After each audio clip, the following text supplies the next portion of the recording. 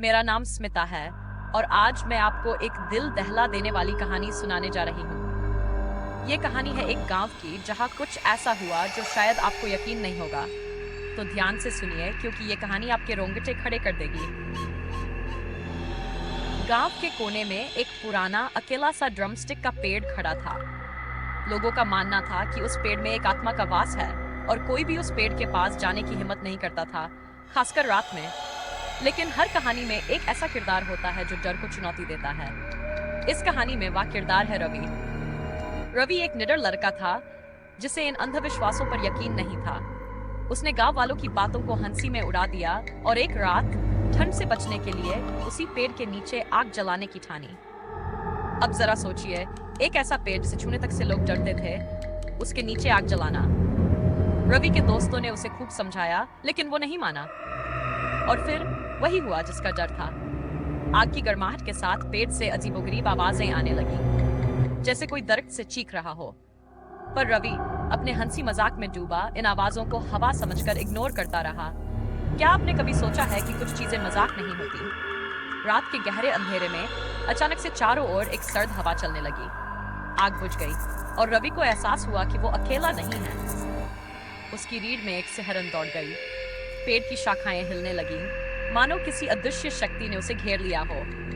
और फिर वो सामने आई, सफेद कपड़ों में लिपटी एक भयानक परछाई जिसकी आंखें जलती हुई अंगारों की तरह चमक रही थी। तूने मेरी नींद में खलल डाली है, अब मैं तुझे चैन से सोने नहीं दूंगी।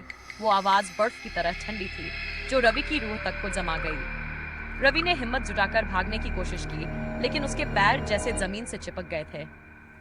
क्या आपको कभी ऐसा लगा है कि आपका शरीर आपका साथ नहीं दे रहा? हाँ, रवि भी उसी पल में था। पर फिर एक पल आया जब वो चीखता हुआ पीछे की ओर भागा। गांव में लौटकर उसने किसी को कुछ नहीं बताया, लेकिन उसकी हालत देखकर गांव वालों को अंदाजा हो गया कि कुछ अनहोनी हो चुकी है। अगले कुछ दिन रवि बिल्कुल चुप रहा। वो रातों को सो नहीं पाता था। जब भी वो सोने की कोशिश करता, वही आवाज, वही जलती हुई आंखें उसे सताने लगती। वो कहीं भी होता, उसे ऐसा लगता जैसे कोई उसे घूर रहा हो, उसकी हर हरकत पर नजर रख रहा हो। एक दिन रवि की माँ ने उसे मंदिर लेकर जाने की सोची, लेकिन मंदिर जाते वक्त अचानक से रवि के पैर जम गए। उसकी आंखें बदल गई। वो अब रवि नहीं था, वो उस आत्मा के शिकंजे में आ चुका था। गांव के लोग चौंक गए, पर फिर एक बूढ़े साधु ने कहा, इस आत्मा से छुटकारा पाने का एक ही तरीका है, उस पेड़ को छोड़ना पड़ेगा।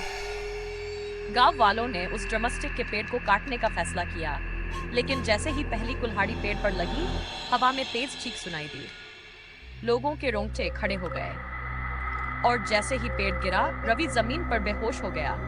उसे होश तो आ गया, लेकिन उसके चेहरे की डरावनी चमक सब कुछ बयां कर रही थी। अब सवाल यह है कि क्या आत्मा से पूरी तरह छुटकारा मिल गया? गांव वाले कहते हैं कि अब उस जगह पर कुछ और नहीं उगता, और जब भी कोई उस जगह से गुजरता है, उसे ठंडी हवा का झोंका महसूस होता है, जैसे कोई अब भी वहां मौजूद है। तो दोस्तों, क्या आप ऐसे पेड़ के नीचे कभी सोने की हिम्मत करेंगे? अगर ये कहानी आपको डरावनी लगी हो, तो प्लीज वीडियो को लाइक, कमेंट और शेयर करें और मेरे चैनल को सब्सक्राइब करना न भूलें। धन्यवाद।